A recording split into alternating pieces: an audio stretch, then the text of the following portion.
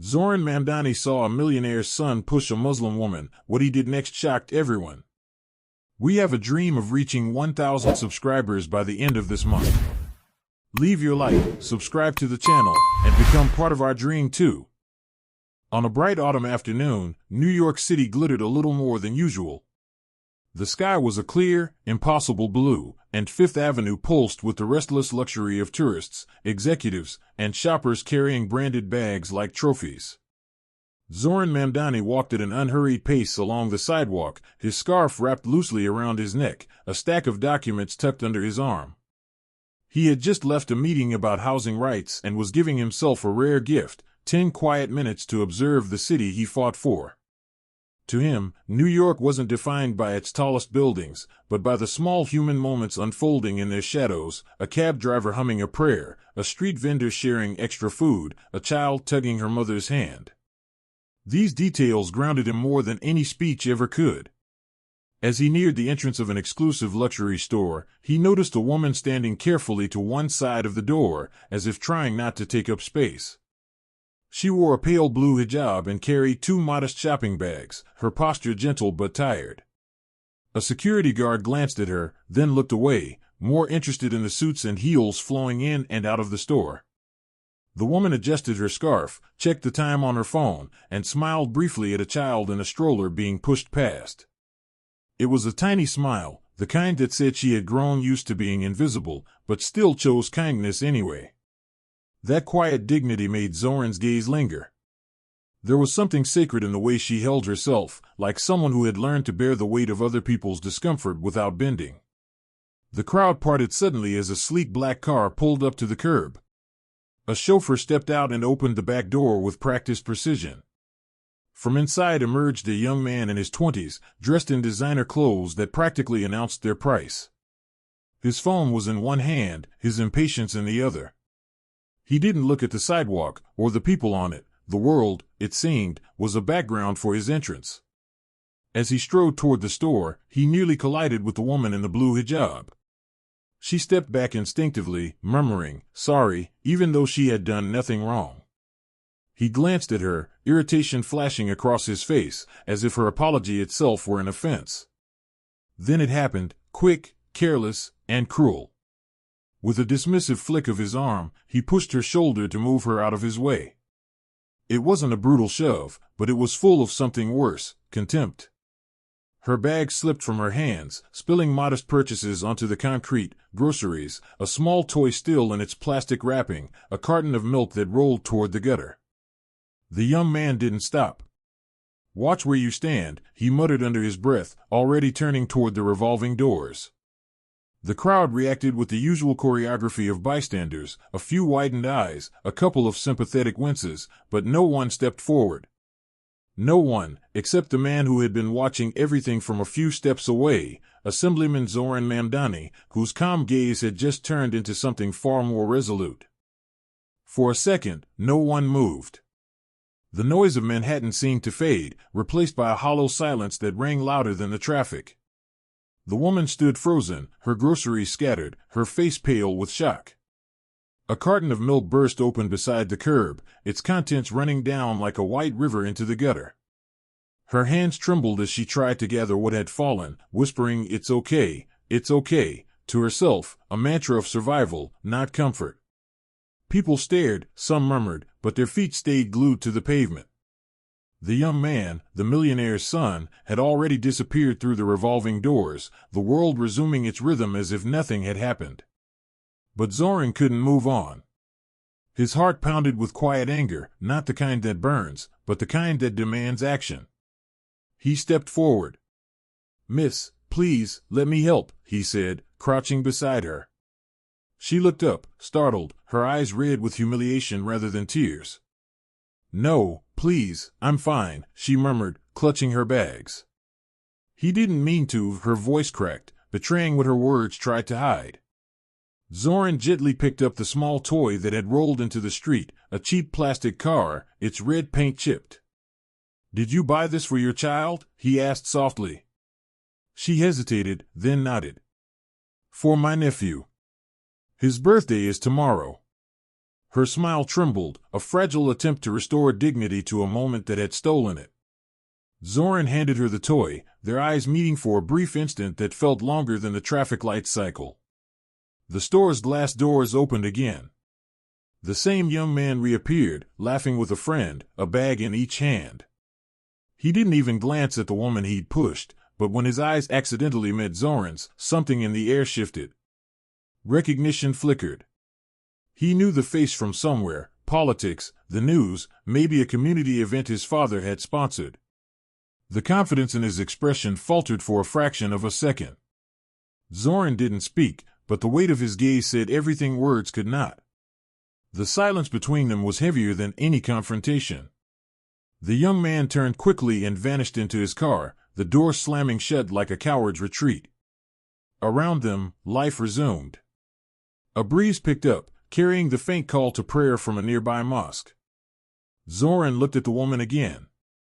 "Please," he said gently, "let me walk you home." She hesitated, glancing toward the store as if expecting another insult, then finally nodded.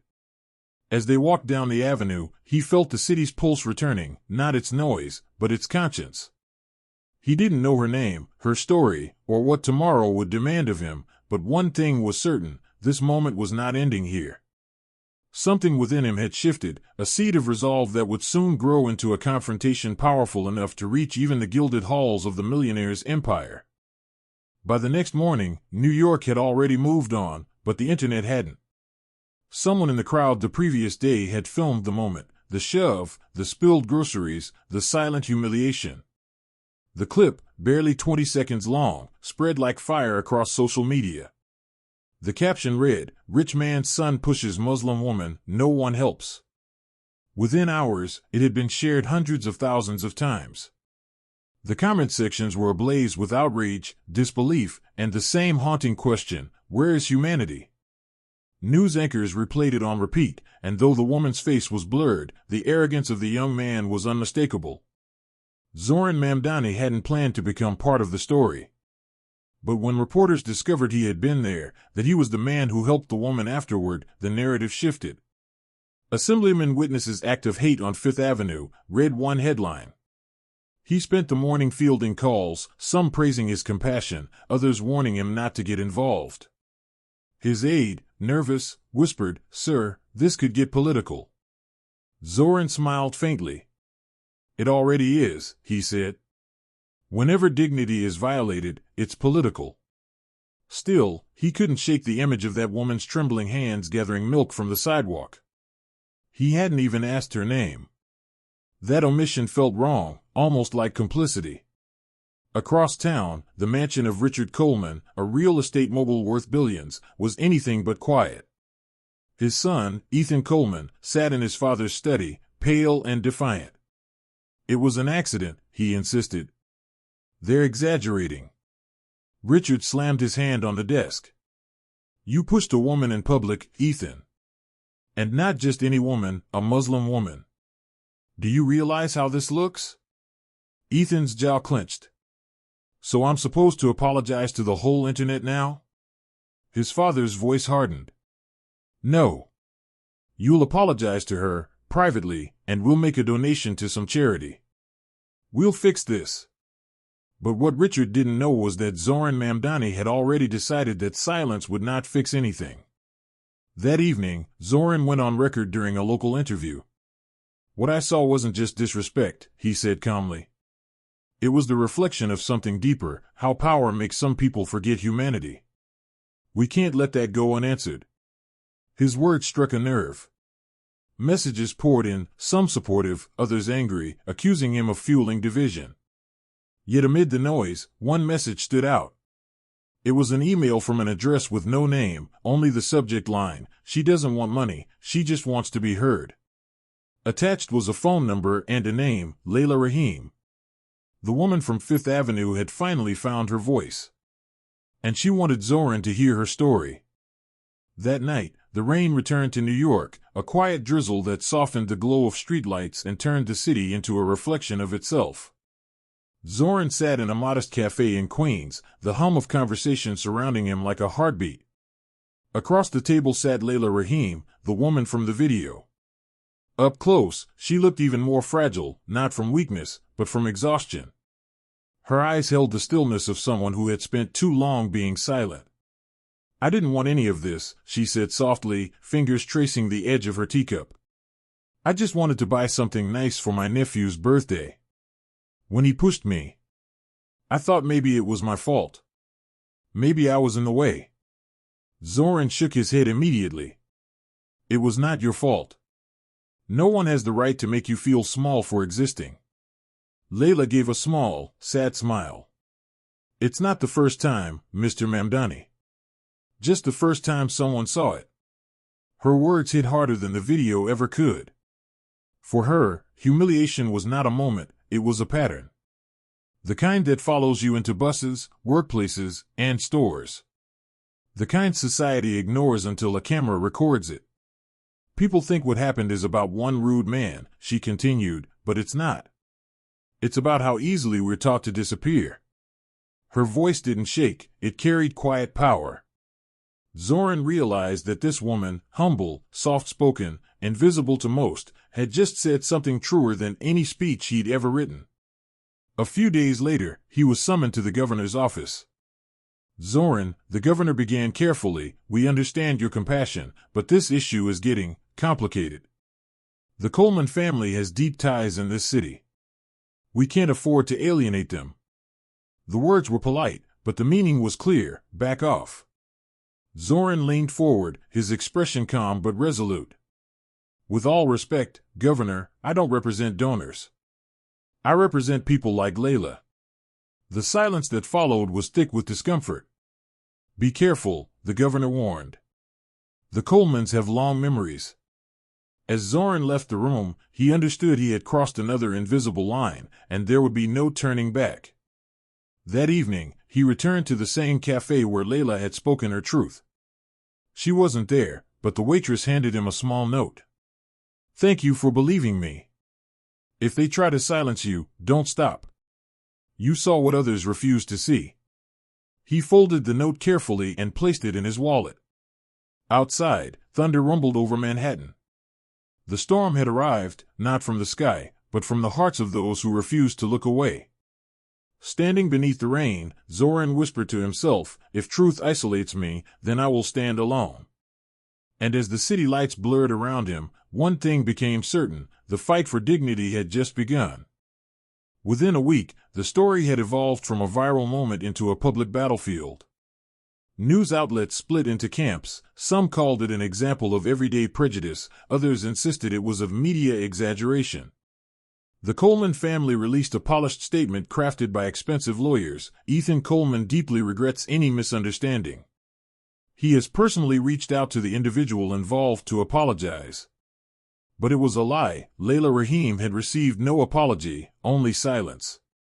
Zohran knew it, and so did the thousands of people watching online. Still, the narrative began to shift. Money had a way of bending truth. That morning, as Zohran prepared to speak at a community press conference, his assistant whispered, "Sir, they're trying to paint you as an opportunist, someone using her story for political gain." He smiled sadly. If compassion looks like ambition, then maybe ambition isn't the enemy. The small community hall overflowed with people, immigrants, students, workers, women wearing hijabs who looked at him with quiet hope. When Zohran took the stage, the cameras flashed. "What we saw on Fifth Avenue," he began, "was not a misunderstanding. It was a mirror. It showed us what happens when privilege stops seeing humanity." His tone was calm, but every word struck with precision. "This isn't about race or religion alone, it's about empathy. About how power teaches some to push and others to apologize for being pushed." The crowd erupted in applause. But beyond the cheers, he could already feel the backlash forming like thunder behind a closed sky. That night, the retaliation began. Anonymous accounts flooded his social media with slurs. A video surfaced, edited to make it look like he had shouted at the security guard, completely false. Then came the phone call. "Back off, Mamdani," a male voice warned. "You don't know who you're dealing with." Zohran hung up, his hands shaking only for a moment before he steadied them. He had expected this. And justice never surrendered quietly. When he looked out his window, he saw protesters gathering with candles, holding signs that read "Justice for Layla" and "We Stand with Zohran." Hope glimmered even amid intimidation, like small lights refusing to go out. But the hardest blow came from within. The next morning, one of his closest colleagues, pressured by political donors, withdrew public support. "It's not personal," she said apologetically. "You're fighting an empire, Zohran. They'll ruin you." He looked at her, tired but unflinching. "Then let them try," he said quietly. "I'd rather be ruined for truth than rewarded for silence." Later that evening, as he walked through Astoria Park, his phone buzzed with a message from an unknown number. It contained just one line: "If you want real proof against the Colemans, come to 48th Street Warehouse." Midnight. He stopped walking. The city lights shimmered on the river beside him. The trap or the breakthrough, there was no way to know. But one thing was certain: the truth was calling, and he was done ignoring it. Midnight draped the city in silver and silence. The rain had stopped, leaving the streets slick and reflective, like glass stretched across New York. Zohran parked a few blocks away from 48th Street, the location sent in the message. His instincts screamed caution, but the pull of truth was stronger than fear. He walked briskly through the narrow alleyways, each echo of his footsteps swallowed by the hum of distant traffic. The warehouse loomed ahead, old, rusted, half forgotten by time. A single bulb flickered near the door.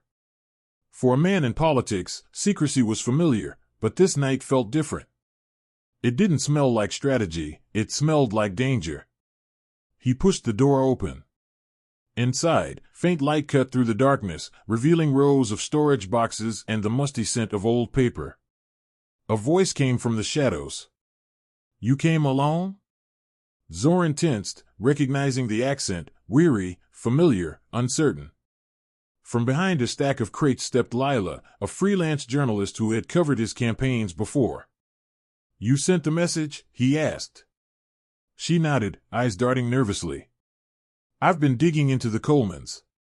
They fund shell charities to launder campaign money, and the security firm that guards their properties? It's tied to a private agency accused of harassment and discrimination." She held up a USB drive. "This is proof. Payrolls, emails, NDAs, all connected. But that's not the worst part." She hesitated, lowering her voice. "Layla used to work for one of those charities. The same one the Colemans used for their image campaigns. She was fired after she reported discrimination. They blacklisted her from every job she applied for. That's why she was on Fifth Avenue that day, between interviews, trying to rebuild her life." The words cut through Zohran like glass. The shove hadn't been a coincidence. It was the latest wound in a line of invisible punishments. "They destroyed her dignity twice," Lila continued. "First in silence, then in public." Zohran closed his eyes briefly, fury and sorrow mixing in his chest. "And now," she added, "they're trying to make this disappear too. I've already been warned to stop." Zohran took the drive, feeling its weight like a promise. "Then we won't stop," he said firmly. "If they hide behind money, we'll fight with truth." As they stepped out into the night, a black SUV parked down the block flickered its headlights, once, twice, before pulling away. Lila's breath hitched. "They know," she whispered. "They're watching." Zohran placed a steady hand on her shoulder. "Let them watch. Maybe for once, they'll see what conscience looks like." The city seemed to exhale with him, the skyline shimmering faintly against the dawn's first hints of light. For the first time, the path forward was no longer about one woman's humiliation, it was about exposing the machinery that allowed it. And Zohran Mamdani, weary yet resolute, was ready to dismantle it piece by piece. The following days felt like walking through a storm made of whispers. Everywhere Zohran went, the assembly, cafes, even his own neighborhood, conversations paused when he entered. The Colemans had moved fast. Their lawyers released statements claiming the video was misrepresented, that Layla had provoked the incident, and that Zohran Mamdani was exploiting private citizens for political theater. It was a smear campaign executed with surgical precision, powered by headlines that blurred facts until compassion looked like manipulation. Yet what hurt him most wasn't the lies, it was how easily people wanted to believe them. As he scrolled through his phone that night, he saw his name trending beside the word fraud. For a man who'd built his career on trust, it cut deeper than he admitted. The next morning, Layla's trembling voice reached him over the phone. "They came to my building," she said. 2 men in suits. "They said I should stop talking, that the video has done enough damage." Her words were careful, but he could hear the fear behind them. "You're not alone," Zohran replied. "I'll protect you." "You can't protect me from people who own everything," she whispered, before hanging up. He sat in silence, staring at the faint reflection of the city outside his window. For a moment, the fight seemed too big, too cruel, too tangled in money and image. But then he remembered her first words in that cafe, "It's not the first time." Just the first time someone saw it. That was enough to steady him again. He called Layla, who was already 3 steps ahead. "They're panicking," she said. "I've traced one of their shell charities. It's been funneling money into fake outreach programs that never existed. If we leak this, it'll tie Ethan's father to the entire operation." "And Layla?" Zohran asked.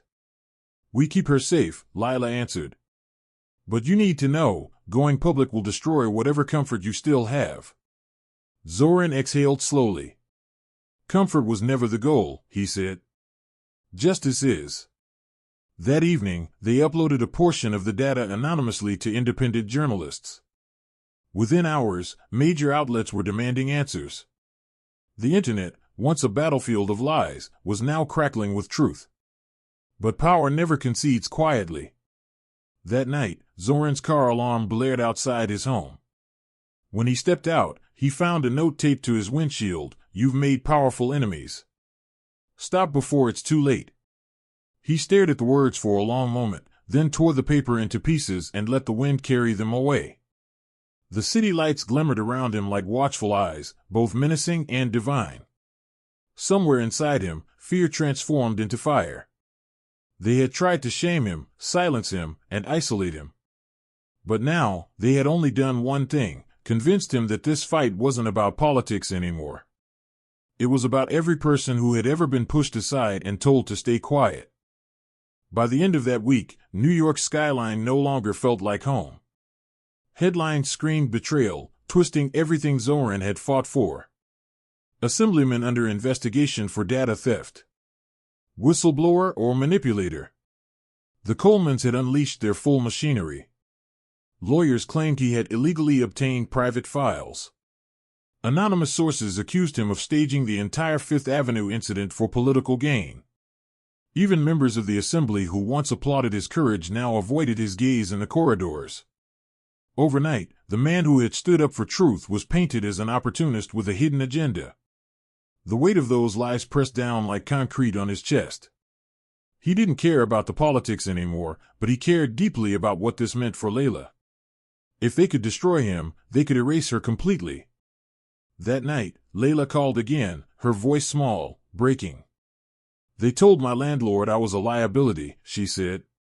"He's evicting me. I didn't even do anything." Zohran gripped his phone tighter, anger and helplessness colliding inside him. "Pack your things," he said. "You're staying somewhere safe. I'll take care of it." But even as he said it, he knew the net around them was tightening. By the next morning, someone had leaked his personal messages to the press, words taken out of context, turned into a scandal. Assemblyman in secret meetings with Muslim activists. The tone wasn't just accusatory, it was venomous. The message was clear, they would tarnish both their names until the truth drowned under gossip. When he arrived at his office, the door was sealed with a suspension notice. His aide, pale and tearful, whispered, "They've frozen your accounts too.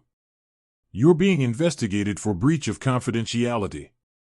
He stood silently for a moment, then exhaled, slow, deliberate. "They can take my title," he said softly, "but not my integrity." He walked out, leaving behind the empty trappings of power, his plaques, his books, his desk, all meaningless now. Outside, the rain fell hard again, blurring the city lights into streaks of gold and gray. It felt as if New York was crying with him. For the first time since he'd met Layla, he felt truly powerless. That night, he wandered through Queens with no destination. The same city he'd fought for now turned its face away. His phone buzzed with dozens of missed calls, journalists, allies, even threats, but he ignored them all. Then, as he passed a small mosque glowing faintly in the darkness, the call to prayer began. He stopped, closing his eyes as the sound filled the cold air. Something inside him broke, and yet, something also healed. Faith is not the absence of pain, he remembered his father once saying, it's the decision to walk through it. He whispered into the rain, they can take everything, but not what's right. It was his lowest point, and the quiet beginning of his rise. 3 days after his suspension, Zohran awoke to a city still indifferent to his fall. His apartment was dark and quiet, save for the steady hum of rain against the windows. He sat at the edge of his bed, replaying every decision, every word, every headline that had turned his truth into a weapon against him. Then came the knock. Soft at first, then urgent. When he opened the door, Layla stood there, drenched and breathless, a flash drive clutched in her hand. They made a mistake, she said, almost whispering. The Colemans. They were so busy trying to destroy you, they left their own fingerprints all over the cover-up. Zohran frowned, confused. Slow down. What are you talking about? She stepped inside, shutting the door behind her. Emails, she said. Between Richard Coleman's PR team and members of the governor's staff. They fabricated the investigation against you. They wanted you silenced before you could expose the charity scandal. Zohran stared at her, stunned. How did you get this? He asked. A friend inside their communications firm, Layla replied. He's seen what they're doing, falsifying statements, planting fake witnesses. He couldn't live with it anymore. She plugged the drive into his laptop, and within seconds, the screen filled with emails and internal memos, each one darker than the last. We'll discredit Mamdani through association. Use Layla's name if needed. End this before it grows. Zohran's jaw tightened. His pulse quickened, not from fear, but from renewed clarity. They hadn't just tried to destroy him, they'd weaponized the truth itself. This, he said, pointing at the screen, isn't just evidence. It's justice waiting to breathe. Layla nodded. Then we let it breathe. That night, they met with Layla at a small diner in Brooklyn. Her eyes were tired, her hands trembling from weeks of harassment and uncertainty. When she saw the documents, tears welled up. So they were behind everything, she whispered. The lies, the threats, the eviction. Zohran reached across the table and took her hand gently. Yes. But that means they can be held accountable. You don't have to be afraid anymore. For a long time, she said nothing, then finally nodded. If you go public with this, she said, I'll stand beside you. I won't hide anymore. The resolve in her voice filled the small diner with quiet strength. For the first time in weeks, Zohran smiled, not with relief, but with conviction. The next morning, Layla uploaded the files to multiple independent journalists, sending them simultaneously to prevent censorship. Within hours, headlines changed. Leaked emails expose Coleman cover-up. Governor's office linked to smear campaign. The city that had turned its back on Zohran suddenly turned its face toward him again. But this time, he didn't care for validation. He only cared that the truth was free. As cameras and reporters gathered once more outside his building, he stepped out into the morning light, the rain finally gone. You can't bury what was born in light, he said to the microphones. And no one should ever be punished for telling the truth. It wasn't just a statement, it was a vow. The fight was no longer about restoring his name. It was about restoring faith itself, in people, in justice, and in the power of a single act of courage seen by millions. The city that had once whispered against Zohran now hummed with anticipation. News anchors spoke his name with new tones, cautious respect replacing scandal. Outside the assembly hall, a crowd began to gather, carrying signs that read "Truth always rises" and "We stand with Layla." Yet amid the support, Zohran remained focused. The real confrontation hadn't happened yet. He knew the Colemans would not go down quietly. Power never surrendered without clawing. Inside his modest office, recently reopened after the investigation was dropped, he reviewed the mountain of evidence with Lila and Layla, preparing for what would be the most defining moment of his life. The ethics committee had agreed to a public hearing. Cameras would roll. Every word, every silence, would echo far beyond New York. "Are you ready?" Lila asked, her voice steady but eyes worried. Zohran glanced at Layla. The woman who once whispered apologies on Fifth Avenue now sat upright, her expression calm and fierce. "I am," she said. "I was silent for too long. This isn't just my story anymore." Zohran nodded. "Then we'll speak for everyone who's been told to stay quiet." He handed her a folder, her testimony, carefully prepared but still raw with honesty. "Say it in your own words," he added. "Truth doesn't need perfect grammar, it needs courage." She smiled faintly. "You taught me that." The three of them sat together in the small office as evening fell, surrounded by the hum of the city, the sound of millions who would soon listen. That night, as Zohran walked home alone, his phone buzzed with another message. No threats this time, only 3 words: "He wants to meet." The sender was anonymous, but the meaning was clear: Richard Coleman. The man who had orchestrated the smear, the cover-up, and the silence wanted a private conversation. At midnight, they met in a glass-walled office overlooking the Manhattan skyline. Coleman looked older, worn, as though the scandal had peeled away his confidence. "Mr. Mamdani," he began, "you've made your point. Let's end this quietly. We can make a deal, funds for community projects, a public apology." Zohran interrupted, his tone razor-sharp. "You want redemption without accountability. That's not how justice works." The millionaire's smile faltered. "Be careful. I still have influence." Zohran met his gaze. "Then use it to make amends, not threats." When he left that meeting, the skyline glowed with defiant light. He knew Coleman would try one last desperate move, but it didn't matter anymore. The truth was already in motion, and the people were watching. As he crossed the Queensboro Bridge, he paused to take in the view. The same city that had once turned its back now seemed to shimmer with renewed conscience.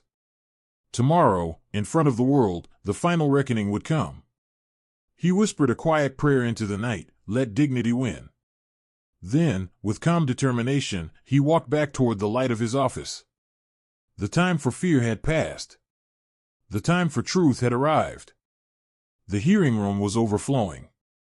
Reporters lined the walls, cameras hummed like restless insects, and the air trembled with the electric charge of anticipation.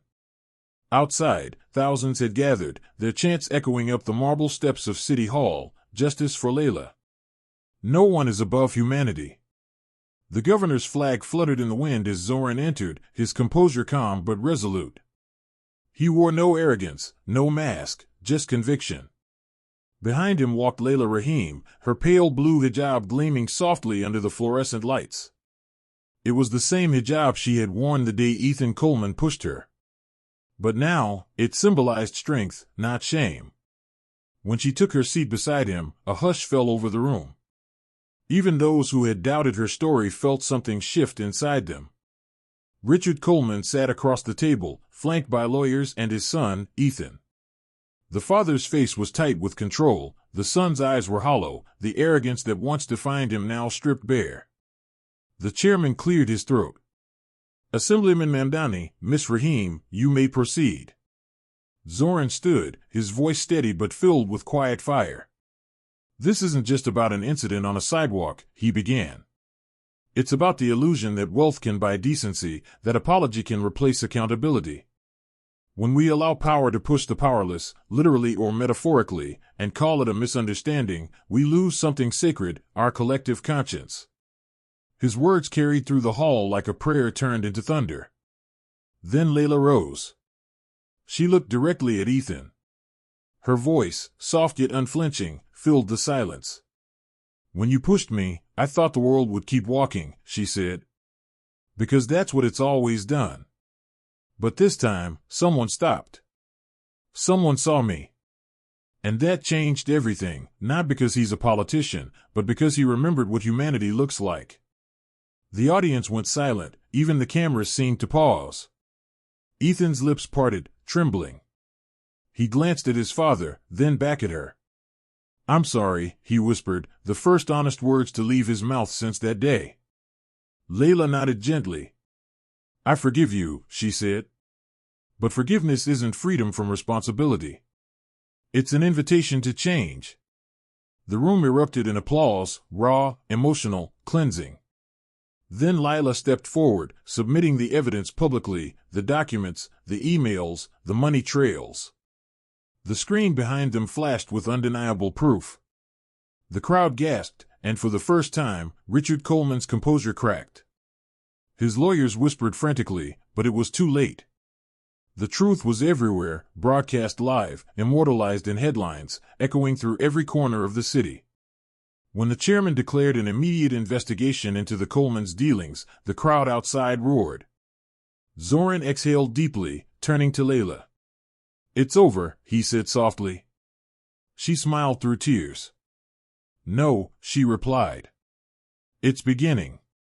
As they left the building together, the sky opened, not with rain this time, but sunlight breaking through clouds, painting New York gold again.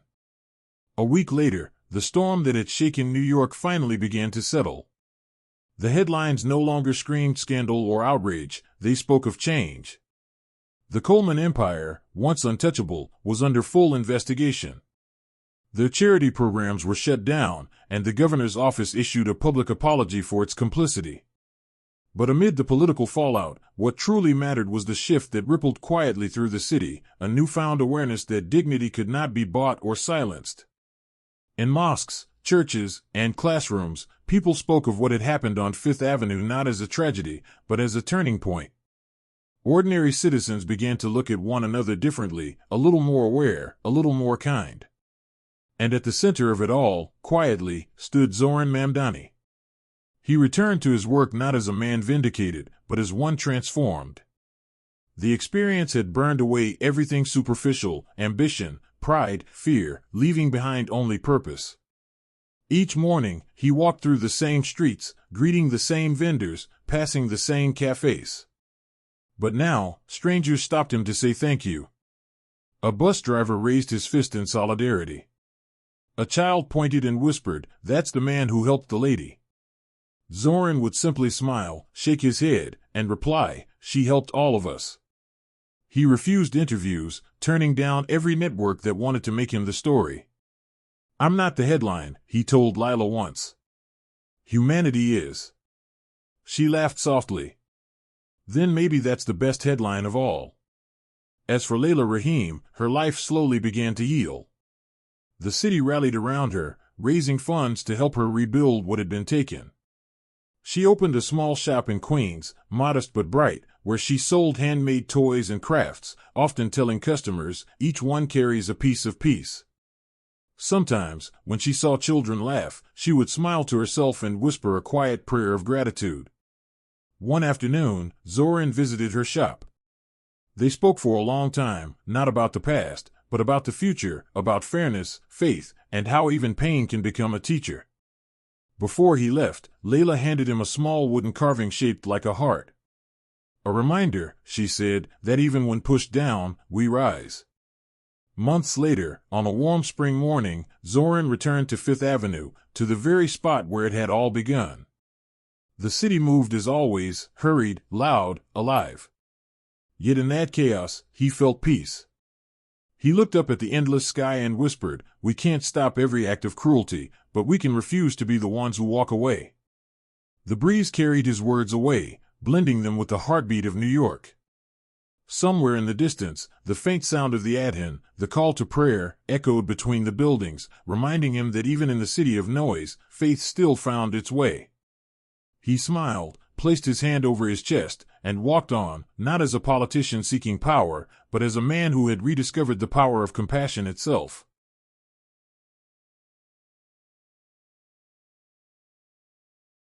If you made it this far, subscribe, leave your like, and tell us where you're watching from. Thank you, and see you next time.